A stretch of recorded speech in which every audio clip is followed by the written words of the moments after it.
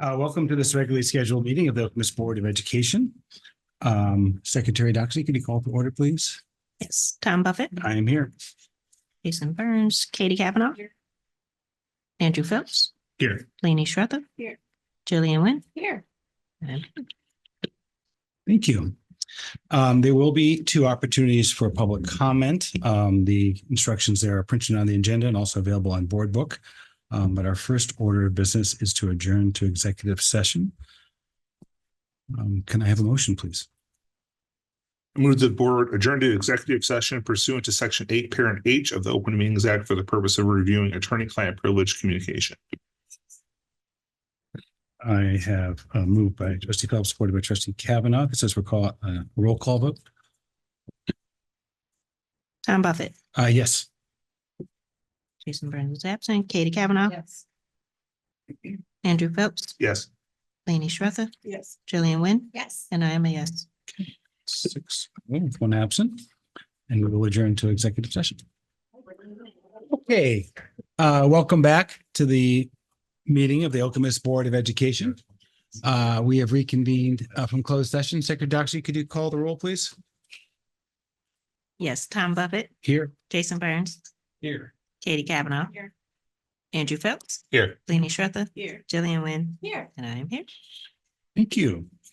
Okay, the first thing we have up is our mission minute or around the pack. It's an opportunity for individual board members to highlight anything that they've seen or been involved in this last week. Yes, Trustee Wynn. Okay, so I went to the 5th grade band concert, and part of that was a big shout out to Nathan Brown for being there and streaming the concert. But he goes around and he streams so many events for us. But one thing that was mentioned that I thought was amazing that I wanted to highlight was that he's had events where 16 countries have joined the stream. Like people from 16 countries. So I just think that's so amazing and really shows the diversity of our district, and how amazing it is that we have Nathan that is streaming these for us so families across the world can join. So thank you to Nathan, and thank you to our families for sharing the link with their families, and that's really amazing. So I wanted to share that. Thank you. Yep. Anything else? Trustee Phelps. Just real quick. I go to a lot of sporting events and I don't say every single one, but there's just one thing that I want to highlight is last Thursday was the district championship for volleyball. Normally not a big deal, right? I mean, the girls, they ended up losing. They played a great game. That's not what I want to talk about. I was so impressed that we had so many students. Everyone shows up for boys sports. And, that's, everyone shows up to football and, and in basketball, but there was a big crowd there and I saw Finn there. I mean, it was awesome that, and it just like the energy, I've never seen that at an Okemos volleyball game. So I was really happy that the girls got that support. It was just it was a fun thing to see the student body supporting girls sports, which is not something that we see every day. So just a pat on the back to our students. Thank you. Anyone else? Superintendent Hood. I had a couple. I attended the high school play this weekend. I'm going to get the title wrong. The play where everything goes wrong or something like that. It was called. It was amazing. It was great. It was funny, slapstick. The kids did a terrific job. Very well attended by the community. So congratulations to everyone involved in that. It was fun, very lighthearted and fun. And then I got not anonymous. I got a call from one of our parents who said, I have to tell you a story. And I said, okay, what's the story? And the parent said, well, my child left their vest on their bus and got home. And I was like, where's your vest? And the child's like, I left it on the bus. Well, I'm not so worried about the vest, but the keys to our house that are in your vest, how could those possibly be lost? You had it on the bus. I had it on the bus. Checked with the bus driver, not on the bus. So the parent reached out to the bus garage and said, I need to find this vest. So Director Karpinski showed up at the parent's house 3 hours later with the vest. Instead of saying to the parent, you could have called the schools and checked all the lost and founds. She looked at the video on the bus, saw that another student had picked it up on the way out because it was dropped. And it was at the lost and found at a school, went and found it and delivered it to the parent without being asked. That is educating with excellence and setting the standard. and not putting it back off on the parent to follow up. And Director Karpinski doesn't know that I know this story, but it is excellence. And I just wanted to thank her publicly and the parent for sharing that. Yes. Oh, it's wonderful. Thank you. Anyone else? I'm tempted whether this is more of a board report, so I'll save it for that, but it could have been here. Could have been here. Well, Hold me to it. yeah. Okay. Next up, we have a recognition, a new hire, Superintendent Hood. Yes, I am thrilled tonight to introduce to you Jennifer Emmendorfer as our new Director of Human Resources. Let me tell you a little bit about Jennifer. And Jennifer, you can come up here while I'm talking about all the great qualities you have. Jennifer comes to us from Saginaw Township Community Schools, and she's worked in their HR department for more than 4 years and has a HR specialist certification through the MSBO. While her title there has been one of administrative support, her role has been really much more than that.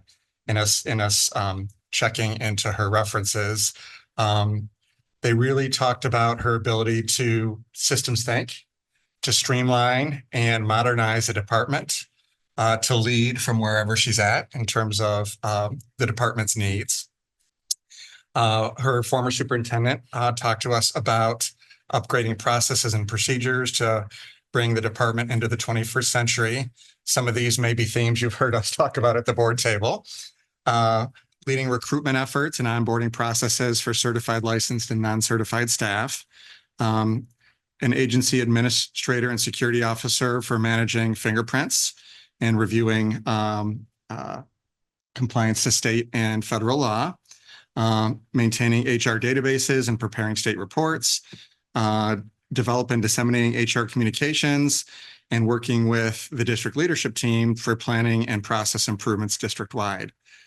Prior to coming to this position, Jennifer worked in Saginaw as a legal assistant, also a certified teacher, and taught naturalist education at the Harley Outdoor Education Center in St. Charles for 3 years, and then sub for 2 years, I think, in the Saginaw area. When talking to her references, they describe her as amazing, detail-oriented, a workhorse, someone who's deeply trustworthy, incredibly thoughtful, and will have strengths in not only developing processes, but building relationships. Is fun to be around and adds to the positive culture in the office in which she's in, and is someone that will work to find solutions. In addition, Jennifer has is a part of MSBO, Michigan School Business Officials, part of the American Association of School Personnel Administrators, and the Michigan Association of School Personnel Administrators. Let me just say, we took our time on this hire, as our trustees know and community know, because we wanted to make sure we got this right. Jennifer went through, 3 or 4 interviews with us probably, including a screening interview, a large group interview, and really 2 follow-up interviews, small group with me and Director Trezise. Also went through Hiring Solutions to do some assessments on her strengths and weaknesses in her position, so we can make sure we support her in her transition here. So I'm thrilled to announce Jennifer as our next Director of Human Resources tonight. Is this on? It is on, yes. It is on. Well, thank you and good evening to everyone. I can't tell you how excited I am to be a part of this team. I have thoughtfully gone through the process, through every phase of what they've offered to bring me to this date. And it's let me know the dynamics that I'm coming into. And I'm excited to bring all that I have to help strengthen and build this district. For that education excellence that we talked about, to build our community so that they know what an awesome place we are. But I also want to give a huge thanks to Pete. Because your position for the HR director has been in flux, Pete has stepped in and he's kept it going and brought us to where we are today. And he has offered continued support with me as I learn. So over the next weeks and months, as we do build those new processes, the platforms, and keeping some of the old ones there because they are doing okay, we do see a need for some change. So I'm excited to work together with all of you. And again, thank you for bringing me into the Wolf Pack. Thank you. Welcome. Welcome, welcome. Fantastic. All right. Well, great to meet you, Jennifer. Next up, we have a discussion move forward regarding a technology purchase. Superintendent Hood? Yes, I'll call Director Isom up this evening. Director Isom is going to share a need we have for some additional computer devices. Board members, in your packet, you have a memo and a quote from Director Isom. And these are associated with enrollment increases for the 25-26 school year. So Director Isom, welcome. Hi, thank you. Thanks again for always continuing to support our learning with technology in this district. It's a fantastic thing. So with the increase in enrollment over the past couple of years, since we purchased these devices about a year and a half ago, we purchased in a big chunk. We did 5th through 12th grade computers, and this is what we're looking to add additions to. We purchased a certain amount. Well, the increase coming from elementary up into the middle schools, that took away some, and then the additions this year. We just ran out of permanent devices. And what I mean by that is we have spare devices and Trafera gave us spare devices, the company we're purchasing these from. But they're not warranted the same way. So we use them as spares in the library for students that break a computer. They take the spare, we ship it back. So at any time, we can have out anywhere from 50 to 100, 125 computers at a time. So we're even running low on our spares, even though they gave us 200 spares, we're still even running low on spares on top of having the new enrollment. So I can't use those spares as permanent devices for the students. They have to stay as spares for the students when their device is out at Trafera. So what I'm asking for is an additional 75 computers. Same company, they're on the state and national bid process. They're going to be the same Lenovo L13 Yoga. It's just a Gen 6 and not a Generation 4. They don't make the 4 anymore because it's like a year and a half old. They're pretty much the same, a little different architect when it comes to the CPU. The students won't notice any difference unless they're running a CAD/CAM program. It has the same RAM and the same hard drive space. Same screen size, 4-year warranty, accidental damage protection. So I'm asking for, they're $12,000 a piece. I'm asking for $90,000 and not to exceed that. $1,200 a piece. $1,200 a piece. I'm sorry. Yes. That's a nice $1,200 computer. a piece. And then for a total of 75, and it's not to exceed 90,000. This helps with the instructions with the students and the backlog that our librarians have when a student comes in and they're calling us, hey, I don't have any spares left. Can you come over? And we're working with Trafera to hurry up the process of fixing the students' computers. So this would be a great asset along with supplying the students with permanent devices and not having to. Director Isom, these are funded from the bond program. This will be funded from our 2022 bond on the tech side. Thank you very much. Questions for Dr. Isom? Okay, we'll see this later on the agenda. Thank you. Thank you. Next up, we have a discussion move forward regarding the fire alarm system. Superintendent Hood? Yeah, so Director Lieber's here tonight. He last provided you an update, I think in August, regarding our fire alarm system at OHS. He'll give you a reminder of our lightning strike, and it was already in the bond to replace the system anyways, but this kind of expedited the need for it. And we're waiting on state approval of our plan, and he'll give you an update on that this evening. And we hope to get the board's permission later to move forward on funding this so we can replace the alarm system at the high school.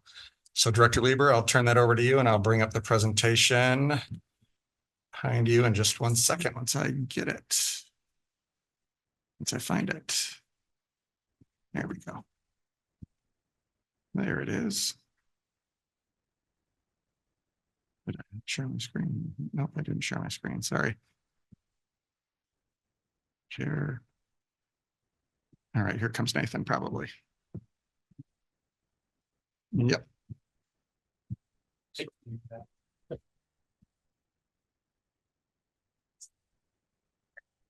You can go to the second slide, John. All right, I'm trying to make that bigger.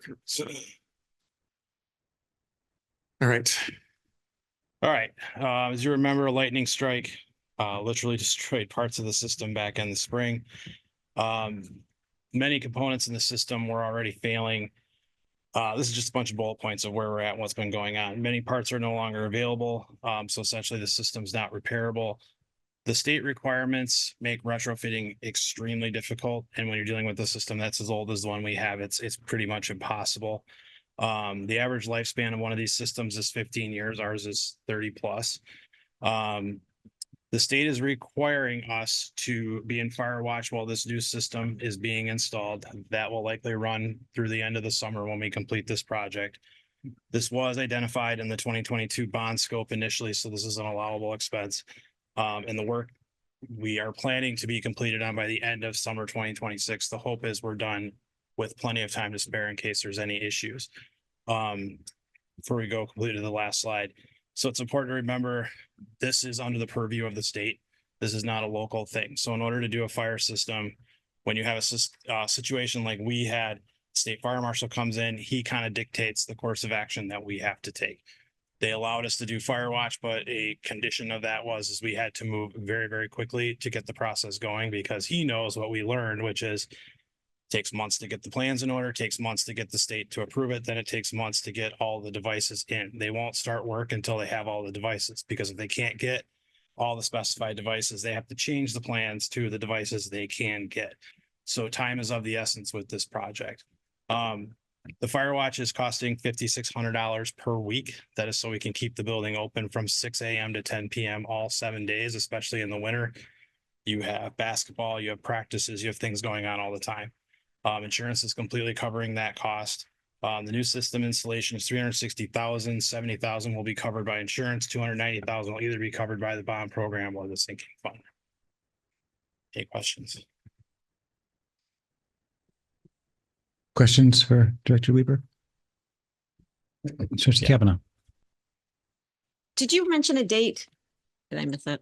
Of when we can get going? No matter what, we will be done by the end of summer. Our goal is to be done in July, so we have plenty of time to test and get the approval from the state. But even if we have a mostly working system, the state will let fire watch continue. They just want to make sure we are moving forward. Apparently, they've been burned in the past by districts saying, yes, we'll get right on this, we'll do this, and they don't. So they've been on top of us from the beginning, making sure we're following through all the steps. Thank you. Yep.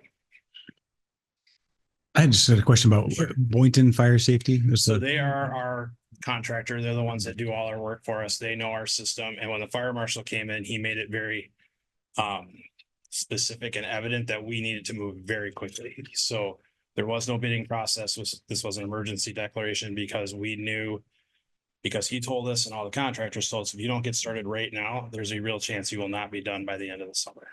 So. Okay, so that's why we don't have a normal bidding Part process. of the problem is, I mean, we all know how big the high school is, but on top of it, it's kind of like an iceberg. The parts of the fire system you see are very minimal compared to what you don't see. And to get to all those locations and all those devices is very time consuming and difficult and impossible to do in some cases during the school year. So. Yep. Okay, great. Oh, yes, Trustee Wynn. This is probably a Liz question. You said covered by the 2022 bond or sinking fund. Yes. So which is it? How do we know? Once we start being invoiced, we'll start making a decision of what bucket that fits into best. Okay. So. Trustee Burns. Yeah, so looking at the quote, that's from late May. Is this price still good? Yes. Okay. We started the process then. It's just, we're now getting to the point where we can actually start doing work. Okay. So. And I would just want to speak a little bit to why one or the other, because it's a fair question. So the sinking fund is still restrictive in what we can spend money on, but it's broader than the bond. If something wasn't in the bond, we can't spend it on bond dollars. The fire alarm system was in the bond, and it may also be eligible for sinking fund. So it's possible that we look at our bond and sinking fund needs and we figure out which bucket we want to take it out of. If we have a lot of other projects that weren't in the bond that we need money for, we're better off taking out of the bond because now we have more sinking fund dollars available. So that's why the answer was a little ambiguous. But we're working with Director Lieber on, and I think in your yellow sheets, we talked about potentially even a work session to talk about some operational needs and sinking fund expenditures and things of that nature to bring the board's knowledge level up of kind of the reactive nature we're in with operations right now. And Director Lieber is going to be providing to me, here's the top 5 sinking fund issues I have that I need to try to meet this year with the sinking fund budget we have. Again, there's no crystal ball because we've been reactive with things being past their useful life. But right now he's leaving that open so we have some flexibility if we need it, but we'd be happy to report that out to you. Great, thank you. Okay, and we will see this later in the agenda as well This evening, yes. this evening. Now is the time for citizens to address, have the opportunity to address the board regarding items of interest that may or may not be part of the evening's agenda. There are some parameters that are on the printed agenda and also online, and I don't see anyone here, but is anyone online? No comments online. No comments online. Thank you, Nathan. And next up, we have our high school student reports with Harshita and Finn. Hi, thank you for having us. So to start this off, we have clubs. Action, one of our largest volunteer clubs, is hosting their Santa's First Responders Bake Sale this Friday. Love for Our Elders is having a hot chocolate bar event tomorrow, and we're writing letters to different elderly people across the country. NHS National Honor Society is having their annual bottle drive this year. But this year it's going to be done a little bit differently, and we're having the people in our community come to us rather than sending students to go put flyers in people's mailboxes. And this event is going to be held November 22nd and 23rd. FYF, which is Financial Youth Foundation, is going to Cornell Elementary School to do a teach-in, and this is where they go and teach a class on how finance works and the basics of budgeting, but to like 2nd and 3rd graders. And they did this previously at Hiawatha Elementary School last year. Okemos High School is going to be leading this year's Crunch the Hunger Community Food Drive, and this is held November 17th through the 25th, and it's one of our biggest fundraisers this year for like the food banks, and we're really incorporating a lot of the big clubs at our school. Next is updates. We did not have school on November 7th because of Teacher PD Day. Senior photos were due on November 3rd, and exactly a year ago on November 7th, she would have been a senior. Auden Robinson passed away, and in memory, the school gave her a brick that says her name and that says "Love Always" at the high school. Kind of looking at athletics. So girls swim and dive, they won their regionals last week, and then tomorrow they'll meet again. And then anyone else that like did not qualify at last week's meet will have the opportunity to qualify again for states. And multiple people did qualify last week for states, so that's amazing. Athletics, Okemos Athletics launched a new app called Okemos Wolves. And it's a way for teams to like improve their communication, boost the reach of like different sporting teams so you can see their schedule and all that. And then ice hockey will be playing this weekend, so should be good start to winter sports. And then as Superintendent Hood mentioned, the Okemos Theater Department did present their Play That Goes Wrong. And that was, Friday, Saturday, and Sunday, and it was a really good show. Really good show. And that's all we have for you guys. Do you have any questions for us? Fantastic. Thank you so much. Questions for Harshita and Finn? The date for the Crunch the Hunger Food Drive, can you tell me that again? The week of November 17th until the 25th. Great. Fantastic. And then the First Responders bake sale. Yes. Have we done, has Okemos High done that before? Do you know?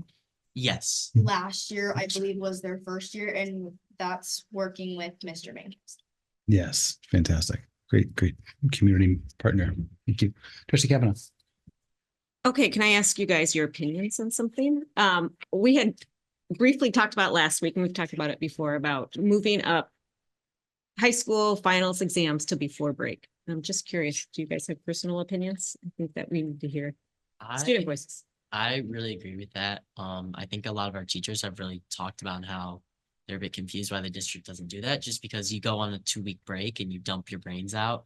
I mean, the last thing I'm thinking about during Christmas is, a final test. I'm thinking about my presents and all that. So really, I think that would be a really good decision. And I think that it allows students to do a lot better on those finals, which, yay.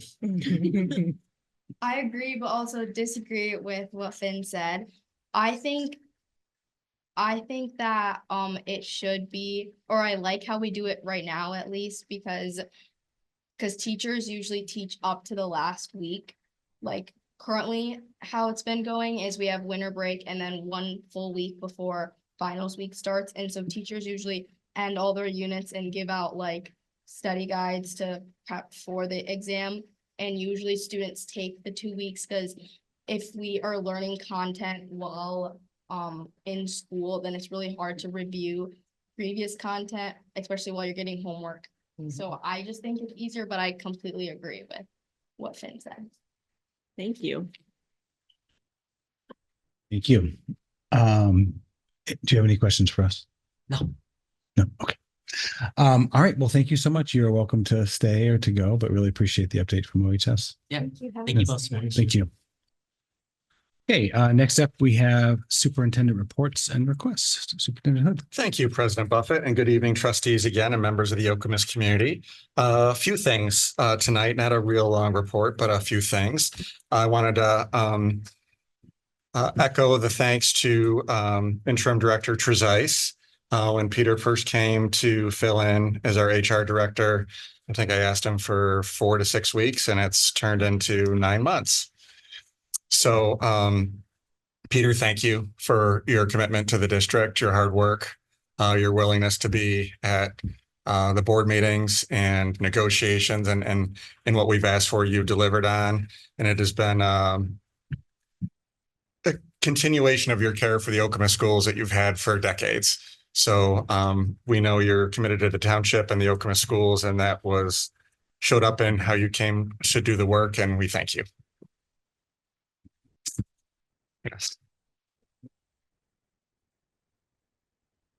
I do want to express additional gratitude to Executive Director Lentz for commitment. Later, you'll get the revised budget. Me moving that up by a month is not an easy ask. When I tell Liz to, all that work you were doing in November and December, move it up a month, please, for me. And Liz stepped up and did that, many long nights and weekends. Because there's other needs that she also had to do to meet for the district, one of being the Edgewood financial update, which we're going to give you next week. So Liz, just thank you for that a month earlier than we expected to inform our planning and negotiations. An enormous task, and better positions us and the board to make some decisions once we receive her update tonight, and then more so when we get the November state budget payments, which could tweak it a little bit, that you saw in our memo. So just thank you, Liz, for that work. The Edgewood update will come at the next board meeting. So I'll be working with Coordinator Algiri, and myself to present the update on Edgewood Early Childhood Center and how we're doing with our enrollments and our budget there. Executive Director Lentz is helping us analyze those revenues and expenses really a quarter of the way through the year. So 3 months in, August, September, October, amidst doing the other revisions. Edgewood has continued to been ramping up staffing and working with our comms department to target advertisements to make sure enrollment stays stable. And we're going to be excited to present that update on the 24th to you. We will be presenting it to the Edgewood pseudo parent group before, just as we had forecasted to you. We want to have that personalized conversation with them. I'll certainly share it out with you on email if there's anything surprising you need to know before I share it with them, but that'll be at the next board meeting. I intend to bring the Power School authorization to opt into that lawsuit at the November 24th meeting. I know a few trustees, as we ended that conversation at the last meeting, it was kind of unclear on if there were any additional follow-up questions. The one question I recalled was, what would the impact on the district be if we were to enter into a lawsuit with one of our current service providers? So some reflection on that was, if you'll recall, there was a kind of an automatic opt-in to the lawsuit in the letter. So if we don't do anything, we kind of automatically, because we're a client, kind of get lumped in. So we would prefer the authorization. The other reflection to share with you is that Power School makes their living off servicing school districts, including Okemos. So I would not expect a change in their treatment of Okemos as a result of the lawsuit. These things occur for a reason when there could be some negligence or potential damages to a district. We would expect to continue to work positively with Power School, and being that servicing their districts in a positive manner is the heart of their business. So it would not be in anyone's best interest for that relationship not to continue should we choose to renew future contracts with them. So if there's future questions prior to the next meeting, I'd like to know what those are so I can get those answered for you. Otherwise, I'd bring it back as an action item as well. Thank you. Questions for Superintendent? I have one. Yeah. Has been related to Power School. Have they acknowledged that this data theft happened? Yes. And have they offered anything like protections or anything? I mean, that'd be a question to, Yeah. I guess, to bring back. Director Isom, do you know the answer to that? We can have you look into it. Did they offer like identity protection or anything to students? They did. Yeah. Never send out email. Yeah. Yep. Thank you. Okay. So, yeah, so that has gone out to affected students? one of my kids. Yeah. Okay. So I know they sent letters directly to the families and to the students. That's Yep. what I was gonna say. So the people that were affected, parents, students, they were sending out emails with information to help you sign up for identity fraud protection. And maybe, I don't know, but were they going to pay for it? Yes, it was Okay. free for, I can't remember, a year or Certain amount two of or time, something, some amount of time. Okay, great, thank you. I can Thank get you you. more information if you'd You like. can enroll by May 30th. I found the email. Oh, you found the email, okay. You had to enroll by May 30th. They gave you a code. That's all I see. Yeah, I don't see quickly how long they monitor it for. A year or two, I thought, but yeah. Uh-huh. Yeah, it was a year or two. I can find the email. Thank you for that impromptu response. One thing, since we're talking about like kids who've been impacted, just to reiterate, like we didn't have social security numbers in Power School, like just the level of information was, if I remember correctly, like very minimal, right? Very minimal on our end, correct? Okay, are there questions about Power School or anything else? No? Okay, now we will move on to board reports and requests, and we'll bring to it by acknowledging correspondence. We received correspondence from Krista December regarding school start times and Ronan Guild regarding accessibility. Thank you, Ronan and Krista. And with that, I will turn it over to for subcommittee reports or individual board members, anything of concern? Trustee Kavanaugh. Our Community Relations Committee had our first, or I shouldn't even say that. We had our first board coffee. What are we calling it? Trustees. Trustees, that's right. Last, Trustees, yes. I don't even remember. Tuesday? No, Friday? Halloween. Halloween, that's right. This has been a blur. So we had a couple of parents come and chat, and it was really nice, actually, really informal conversations and lots of good information from them. They had questions for us, so it was, I think it was really valuable. I look forward to doing this monthly. Awesome. And we had set up a second date, and it turns out that trustees Kavanaugh, Phelps, and I all can't make that date. So we will come up with another date, but if other trustees would like to identify a date with another colleague can do, the next one will be an evening one. So 5:30, 6, I mean, really up to when you can make it. But I think I would like to send out the new date, certainly by the end of the week. Right, because it would be a week from today, let's say by Wednesday. So if you have another date that you'd like to propose and can get at least one colleague, remember the number of trustees there can be between 2 and 3. No, that's it.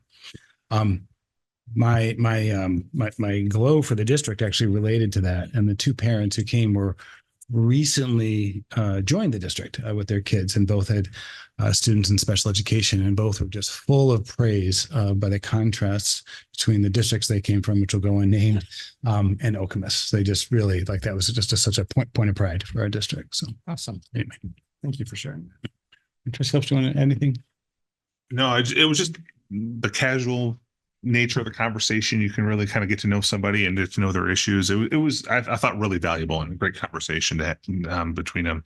I was worried no one would come, so I was really happy that we had a couple parents there, and it was just, like I said, great conversation. Really enjoyed it. So. Trustee Kavanaugh. Well, just mention we're kind of tweaking times too to see if there's a sweet spot of what works good for morning time and what's a good evening time. So if anybody has suggestions too of what works for your schedules too, let us know.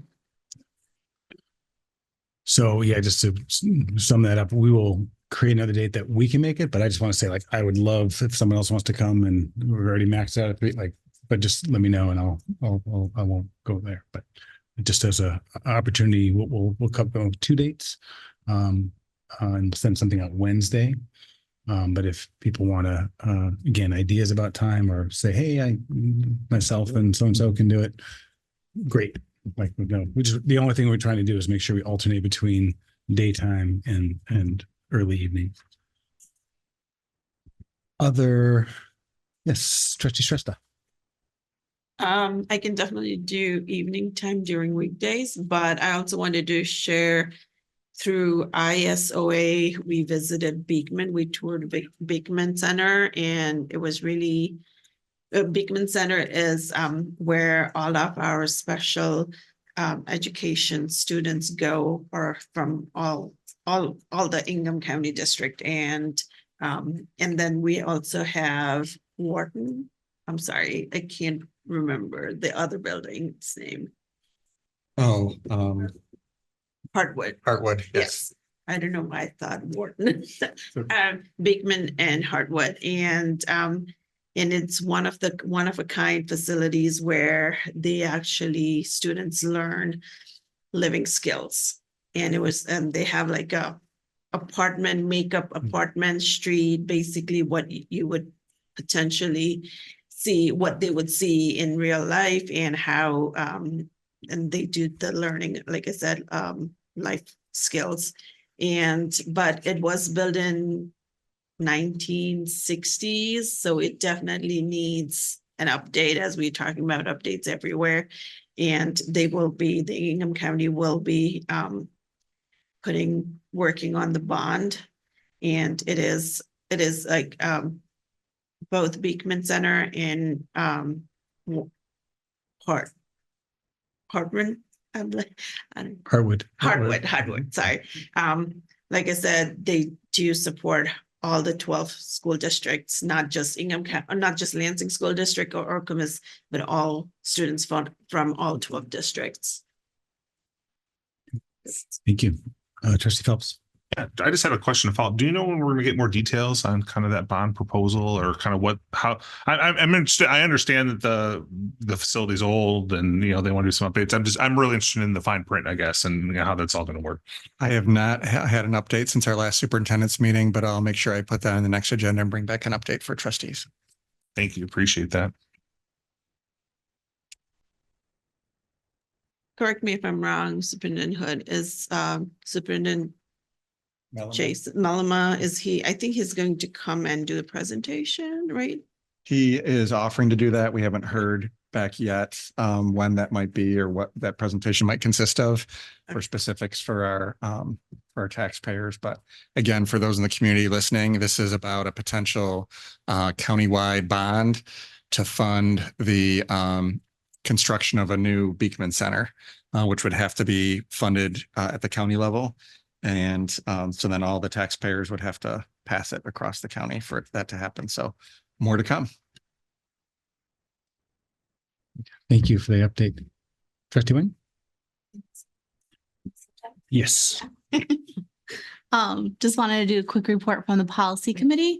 So we have met since the last time we had a board meeting. We are so close to getting through all those Troon updates. So we've started to discuss what are the policies that we want to look at that are non-Troon recommended policies. So we are starting to form kind of ideas of what we want to do for the next few months in that arena.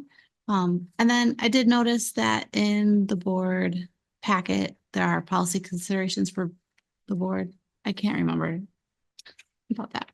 Yeah, we had a conversation come up that we wanted some feedback on. And I think that is, isn't it? Let me see. Nope, it's now. Yep, it's now. So let's find that. Contracts. Yes. So in our current policy on awarding of contracts, which I can't remember the policy number, you guys can tell me what it is. 2202. Oh, There was some language that in the Troon policy was a little vague that the policy committee flagged and we talked to Troon about in terms of, I believe the current language was that the board approves all contracts.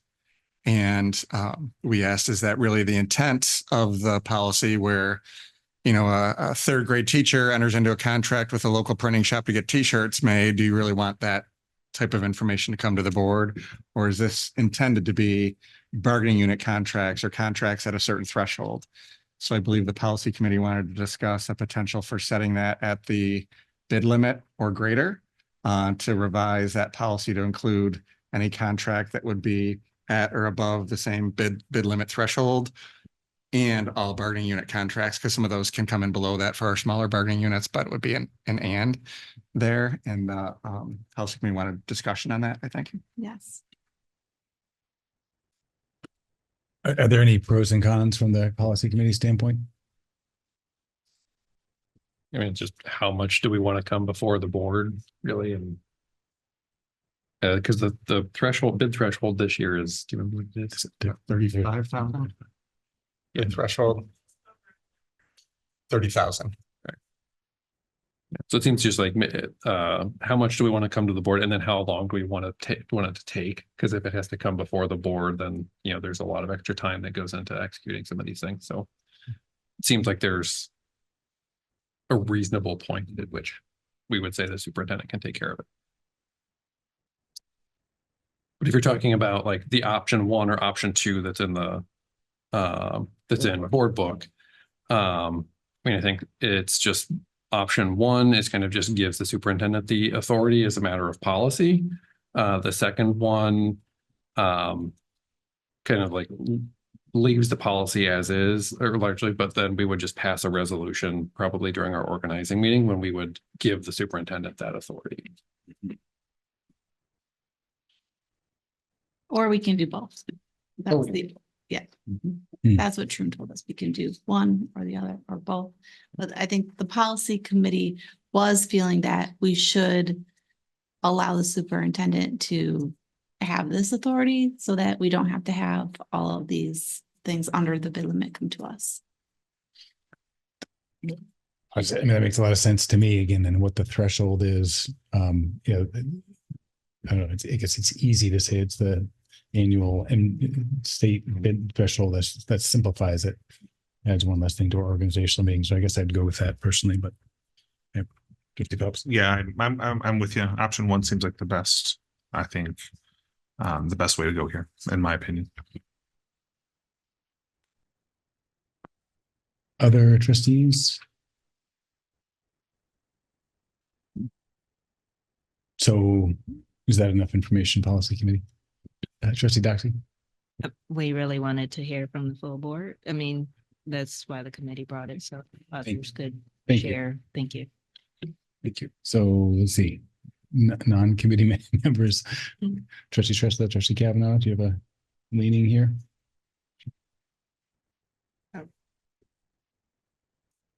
I think number 1. The superintendent. Yes. With the state threshold, right? Okay. Good. Okay. So we'll see this in some future package. Yes. Thank you. And thank you for the update too about being close to the end of the updates. I mean, I'll believe it when I see it, but no, yeah, you're right. Afraid to say no. Don't check your email. Thank you. Other board reports or requests? Yes, trustee Wynn. Thank you for pausing. These are good at the norm. Good. That's sufficient wait time. So I don't think this was mentioned in your comments, Superintendent Hood. But I wanted to bring it up about the PD day and the teachers going to see Counted Out, because I had just heard, so it was a movie about math, growth and achievement. And I had just heard like really super positive feedback from some teachers over the weekend that had attended that, how they thought it was like really phenomenal. And they were just going on and on about it. So I just wanted to like raise that up about how I had really good positive feedback about that Counted Out math growth movie that they went to. Yeah, thank you for that. And Assistant Superintendent Bailey and I and the principals. First of all, thank you to Assistant Superintendent and the principals, Superintendent Bailey and the principals for organizing that. I had the privilege of watching a staff debrief on the movie at Bennett Woods afterwards, and I can tell you the conversations about math understanding and instruction were rich and meaningful, connected to our strategic plan in terms of our goals and outcomes for the math growth goals and both the achievement goals as well. And we'll also align as we're looking at a potential new math curriculum to think about math in a little different way to connect to our learners and help make them math literate. So thank you for that. Thank you. Any more board requests? Okay, seeing none. Oh, yes, trustee Burns. Like it was mentioned, we're working on, policy committee is working on sort of taking up policy issues outside of the Truant update. So if anyone has ideas now, or just feel free to, I guess, email them to the policy committee about just what's the right process for that, like balancing, trying to be proactive, but also trying to not just like create busy work and policies for like everything and anything. So if anyone has thoughts on like process for how things would bubble up to that level or anything like that, open for any input. Great, thank you. Okay, we'll now move on to action items. Within action items, there's a consent agenda to expedite the business of the board, which groups a number of items together to be dealt with by one action of the board. However, items in the consent agenda may be extracted by individual board member requests for further discussion or clarification. Can I have a motion, please? I move that the board approve items 1 through 3 for immediate implementation and appropriate action. Item 1, approval of the minutes of the regular meeting of October 27, 2025. Item 2, approval of the minutes of the executive session meeting of October 27, 2025. And item 3, that the board acknowledge receipt of the October financial statement and approve payment of bills for October. Support. Moved by trustee Phelps, supported by trustee Wynn. Any discussion? Seeing none, all in favor, say aye. Aye. All opposed? Ayes have it, 7-0. We have some other action items. First one up is the orchestra student trip. Mr. Vallow was here at our last meeting, presented those options. Still those 2 bids in our board book, but I think he was pretty clear that he wanted to go with World Strides. Yes. I won't speak for him, but I think I heard that. Any other framing for that? No. Okay. Can I have a motion, please?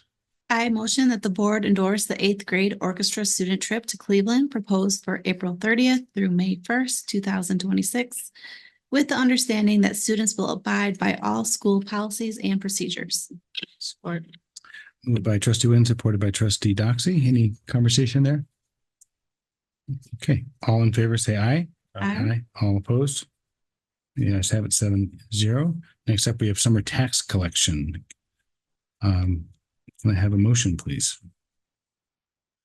I move that the board waive the reading and adopt the resolution for collection of summer property tax as appropriate from Aladdin Township, Meridian Township, and the city of Lansing, and to negotiate a reasonable expense for such collection of the district's tax levy. Support. Moved by trustee Stressa, supported by trustee Phelps. Any discussion on this?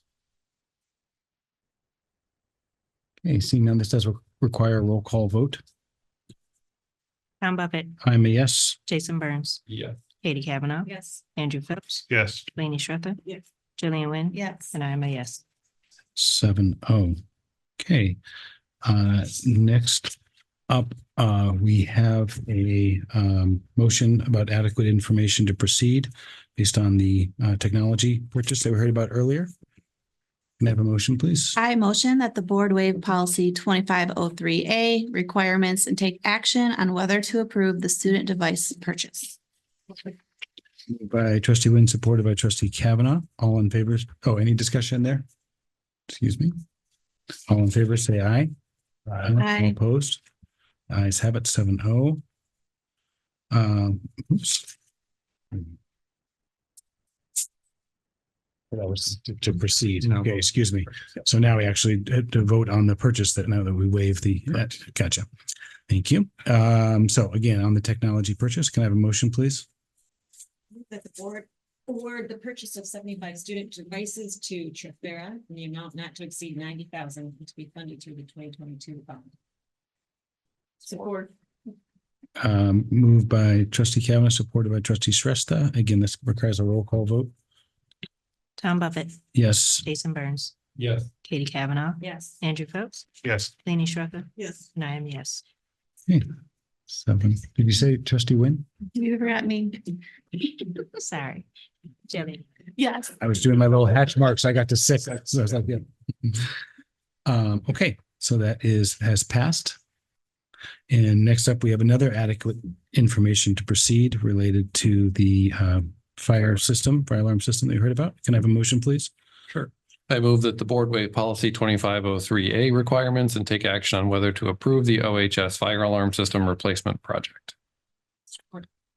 Moved by trustee Burns, supported by trustee Kavanaugh. Any discussion? Okay, all in favor, say aye. Aye. All opposed? The ayes have it, 7-0.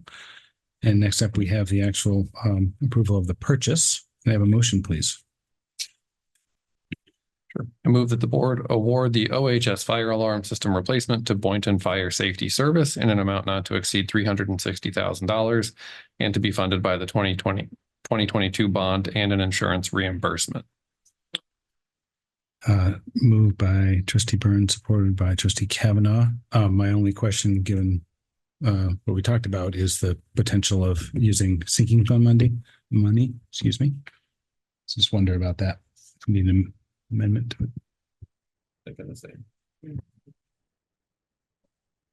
Yeah, I would amend it Just keep to either most flexibility. likely going to come out of the bond because it's a bigger pot of money and the sinking fund smaller, but I would amend it to include both and then we have some flexibility. We'll report back. I move that we amend the motion to add sinking fund. So it would be, sorry. It would be 2022 bond, comma, sinking fund, comma, and the insurance reimbursement. Yes. Is that okay? Okay, that amendment is moved by trustee Phelps, supported by trustee Kavanaugh. All in favor? Aye. Say aye. All opposed? Okay, so the amendment to the motion is all set, and this does require a roll call vote. Tom Buffett, Yes. Jason Burns, Yes. Katie Kavanaugh, Yes. Andrew Phillips, Yes. Laney Schroeder, Yes. Jillian Wynn, Yes. and I am yes. Okay, so that passes 7-0. Great. Next up, we have some discussion items. First up is the 25-26 amended budget. Superintendent Hood.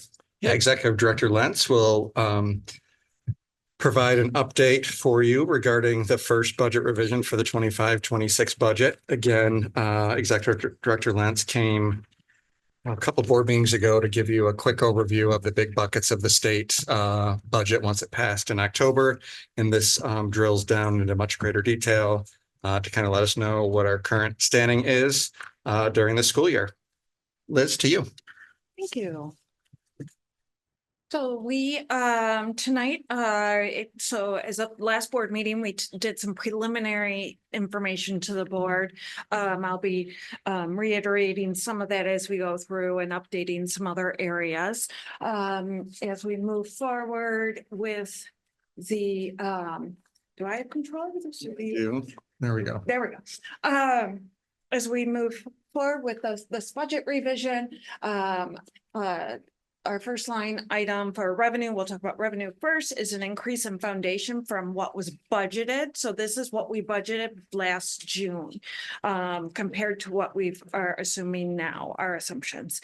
So the budget was $300 for foundation, and it increased by $142 to a total foundation increase of $442, which impacted the budget, our revenue by about $658,000. Enrollment, we budgeted for 25 increase in our fall count. In June, I shared with the board at the last meeting that we've revised it up by 40, but that the counts weren't final yet, so that was still being worked on. And we have done a final adjustment up to 59 students for the fall count.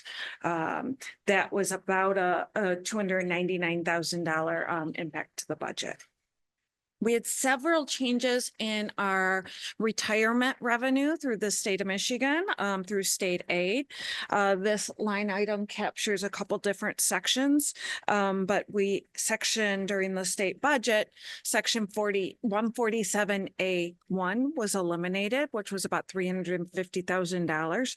We had another section 147A2 that over the last 2 years has been reduced, but the state provided some one-time funding this year to help offset some of that reduction. In that section, they also in section 147G transferred, we had increased expenses because the 3% employee health care was transferred to districts paying that versus employees paying that, but they had some one-time revenue for the districts to help in that cost, that new cost for the district. So this was a net change from our original budget to the revised of a reduction of $344,000. Childcare tuition, childcare was reviewed in depth. More information will be coming, but their tuition, I'm reducing tuition by about $90,000, but you'll also see a reduction in some expenses. So there will actually be a net positive to the budget. So while there is a reduction here, there is also an expenditure reduction. As talked about before, our special ed revenue from the state of Michigan is increasing by about $91,000. Remember, we're paid on a year lag, we're paid an estimate all throughout the school year, and then the following year they finalize that. So we're updating our estimate for 25-26 as well as finalizing 24-25. So that's a $91,000 increase. ISD funding. Last meeting talked about a $407,000 increase because similarly, we're paid an estimate from the ISD of our special ed funding all throughout the year, and they finalize it in January. They provided us an update and said it looks like that's going to be for Okemos about a $407,000.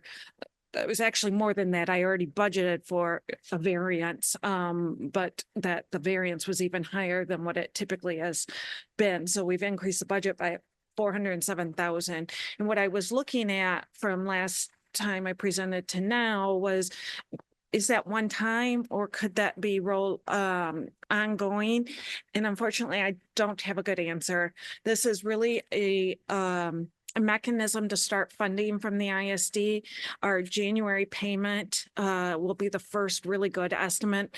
This estimate was based on their proposed budgets, which, as we saw from their final budget revision, that there may be some of their budget assumptions maybe could be updated. So I don't feel that I can say this is ongoing revenue at this point in time.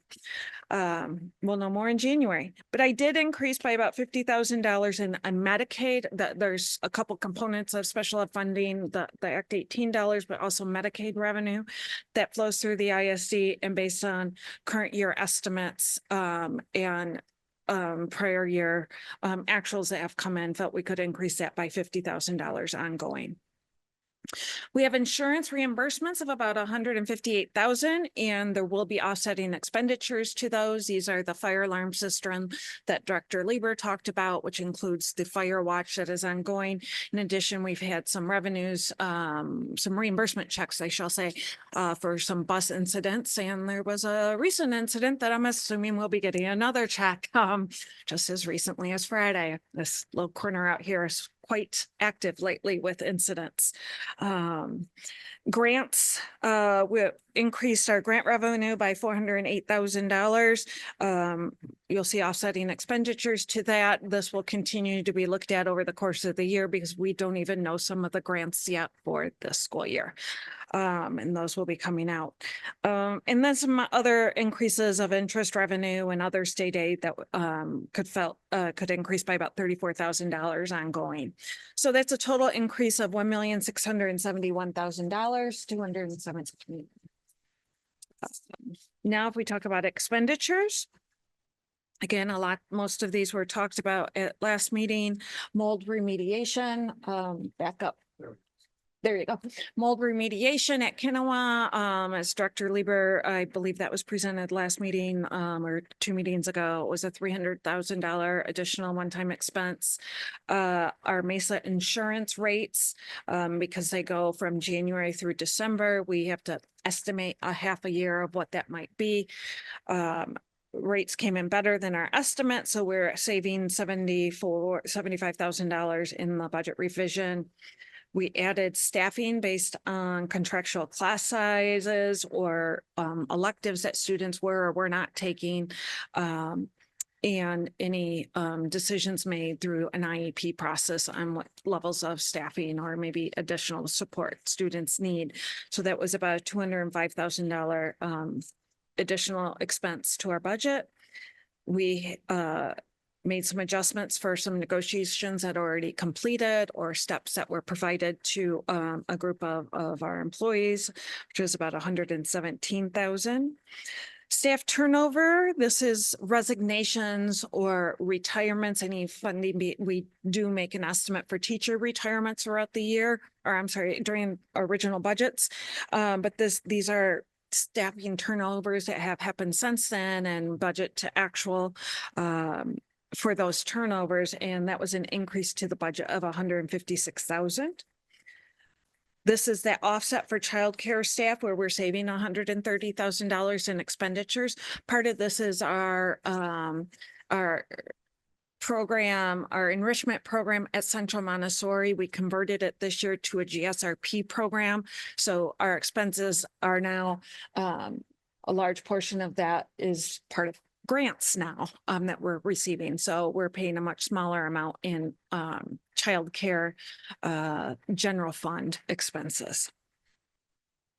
An increase to operations for contracted services and utilities. Utilities increase is about $146,000, primarily electrical, and it after doing some research, it's about a 10-11% increase in rates, but we also, our electrical usage at Chippewa and at the high school, at buildings where we're doing bond projects, the usage is significantly up, as you would imagine. I've got tools and whatnot that are being used all throughout the summer months. So that is a increase of about 146,000. Additional trash or refuge is more than typically has been budgeted, but we have our buildings that are going through a purging process right now.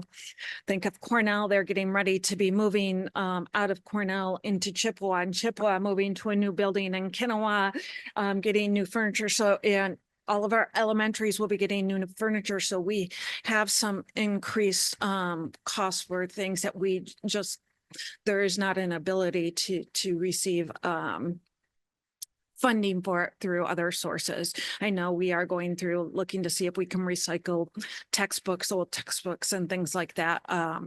But additional, there is some stuff that is just probably very old and has sat in a closet for a while, I would imagine, that doesn't have a useful life anymore.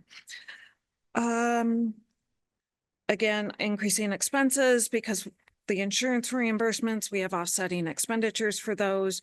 Our legal expenses, an increase of $100,000. Those are primarily related to ongoing negotiations, which continue this year. Usually we're done in June or early summer. Some grievances and some Title IX investigations that are ongoing that are increasing costs with that. Increase our expenses for the grants as we talked about, and then about, a net of $5,000 for some other items such as property insurance increased by 23,000, our PD funding, and the alternative student program, we were able to decrease that by a little. So it's just a net of about 4,900. So a total increase in expenses of $1,118,000. We look at this and compared to our original budget, our revenues are about almost 69.6 million. Our expenditures are at 69 million. So our net impact on general fund is 563,000, whereas at original budget, we were just at $10,000. So that's an increase of 553,000. In addition, our fund balance increased from just under 9.2 million to just over 9.2 million. And that $30,000 change was our budget to actual audit variance, so that we see there. So our ending fund balance right now is estimated to be at $9,789,000, which would be 4.2% of expenditures. That includes about $930,000 in one-time funding, either additional revenue or expenditure savings. For instance, Kanawha mold remediation, it's a one-time use of expenses this year. We won't have that. It doesn't continue next year. But as we've talked about, we know we have some one-time state aid funding that we get this year, does not continue. We know at this point, ISD revenue, we don't know if that's ongoing or not. So we're counting it as one time until we know more in January. The budget, the 9.8 million does not include any assumptions for negotiations, which are ongoing. Our state aid payment, the assumptions made were based on what I've seen in legislation. We've had one payment this year, one estimate, and that was in October. So we get 11 payments throughout the year, and that's how we know what our funding is. That first payment in October is really just to get some funds moving to districts because the state aid budget was enacted so late. It didn't have good estimates for several other sections. So before you take the board, you're asked to take action on the budget revision at the next meeting. If we will have another state aid payment, and I will have a chance to review that. So if there's anything that is material that would change these numbers by a lot, I'll make an update and send a memo to the board with that in your next board packet. There are still grant allocations where we'll be finalizing throughout the year. We'll know more about ISD special ed revenue in January, at the end of January, as I talked about. In terms of the budget development, we will continue to monitor the budget. We always do another budget revision in the spring. And my suggestion is to do it in May because we get our second really good estimate from the ISD at the end of April for our special ed funding. So those January and April are two really good estimates, and they come in at the end of the month. So I'd prefer to wait till May at the earliest to do a second budget revision. And then with the board taking action in, end of May or in June. In terms of 2026, 27, given that we have a large amount in potential one-time revenue and expenditure sources, maybe doing another budget overview similar to what we did last year that does a multi-year projection to kind of frame where we are as a district for looking at 26, 27 and what does the impact look like moving forward as well. I'd propose to do that in January, February, and then updating our budget assumptions periodically with the board after the first one, after the governor provides her budget update at the end of February, and then updating throughout March through May with a budget to the board for information and action by the end of June. Fantastic. Do you want to add anything? Yeah, again, thank you, Liz. So the board, when you see the 26, 27, January, February, we are also working with our directors, again, as part of our strategic planning to come up with replacement cycles. So we can be more proactive in our approach, not have so many emergency purchases from the board.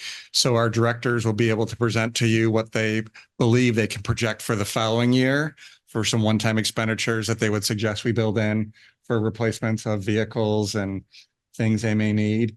And that can be adjusted as we get to the budget season and the board sees what funds they have. And it's really going to help us be more proactive in our budgeting and with our confidence towards how we want to replace things that are aging that aren't covered by a bond or a sinking fund. Yeah, I just want to thank you also for the work, the work session that we did last time. I thought made us, I'll speak for myself, made me a lot smarter about looking at a longer look. So thank you for thinking about that for this coming January, February as well. Other questions for Director Lentz? Comments?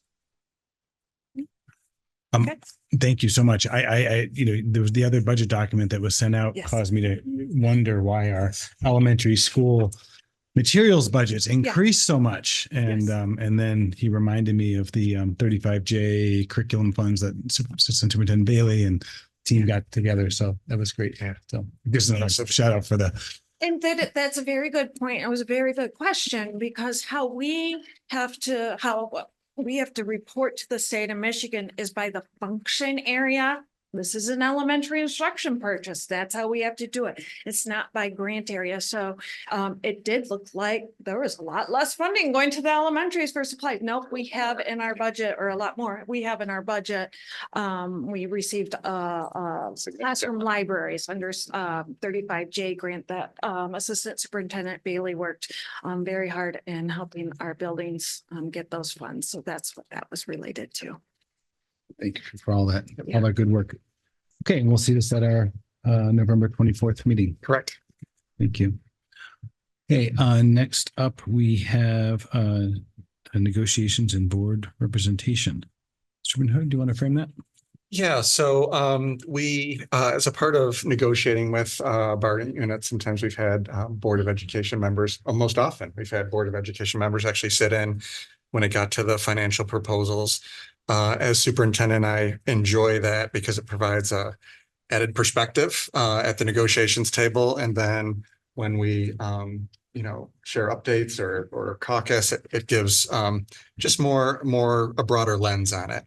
So we had talked a while back about maybe not doing that practice, but I think it's important to include more eyes on that and more engagement to show our other bargaining teams that not only administration but the board is engaged and cares about negotiations. So President Buffett and I had talked about having some board members continue in that kind of tradition as we've had observers during the financial part of negotiations. I think former trustee Trezise did that when he was a board member, sat in, and so it's a long-standing tradition here.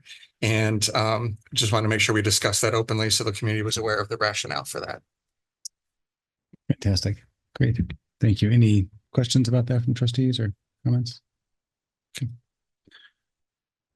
Okay. Next up, we have a second opportunity for public comment. Again, the parameters are on the agenda and posted on board book. Not seeing anyone here. I'll ask if there's anyone online. No comments online. No comments on. Thank you, Nathan. Okay, and next up we have other matters. One thing that I'd like to do is to form an ad hoc personnel committee. And if you trustees are interested in being that, just let me know. And I'd appreciate that.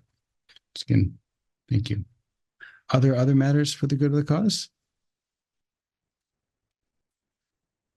Seeing none, we are adjourned at 8:10 p.m.